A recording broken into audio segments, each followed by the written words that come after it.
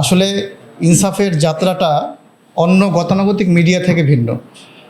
সাধারণত যেসব মিডিয়া থাকে তারা যেইভাবে গণমানুষের প্রতিনিধিত্ব নিশ্চিত করে, কিন্তু ইনসাফের যাত্রাটা তার জায়গা থেকে একটু আলাদা, একটু এক্সক্লুসিভ।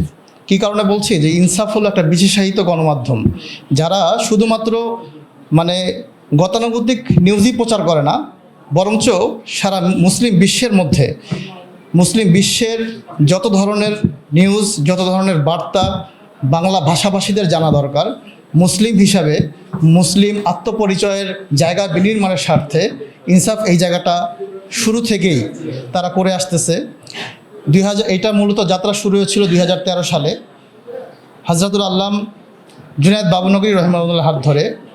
তিনি এর প্রতিষ্ঠাতা ছিলেন এবং তার হাত ধরেই এই ইনসাফের যাত্রা শুরু হয়েছিল।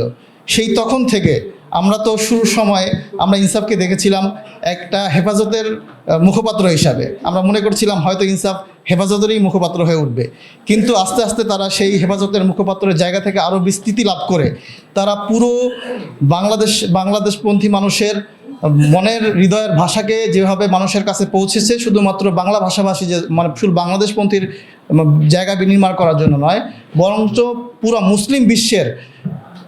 মুসলিম বিশ্বের মুসলিম আত্মপরিচয়ের জায়গাকে বিনির্মাণ করার জন্য ইনসাফ তারা খুব আশা জায়গা নিয়ে কাজ করছে। তাদের এই বর্ষপূর্তিতে আমি তাদেরকে অভিনন্দন জানাই। বাংলাদেশ গ্রিন পার্টির পক্ষ থেকে তাদেরকে আন্তরিক মোবারকবাদ। আমরা চাইব যে তারা মুসলিম বিশ্বের আত্মপরিচয়কে বিনির্মাণ করার জন্য তারা আরও কীভাবে সুন্দরভাবে পুরো মুসলিম বিশ্বের প্রতিনিধিত্ব করতে পারে, সেই ব্যাপারে তাদেরকে আন্তরিক মোবারকবাদ জানিয়ে আমার সংক্ষিপ্ত বক্তব্য শেষ করছি। আসসালামু আলাইকুম ওয়া রাহমাতুল্লাহ।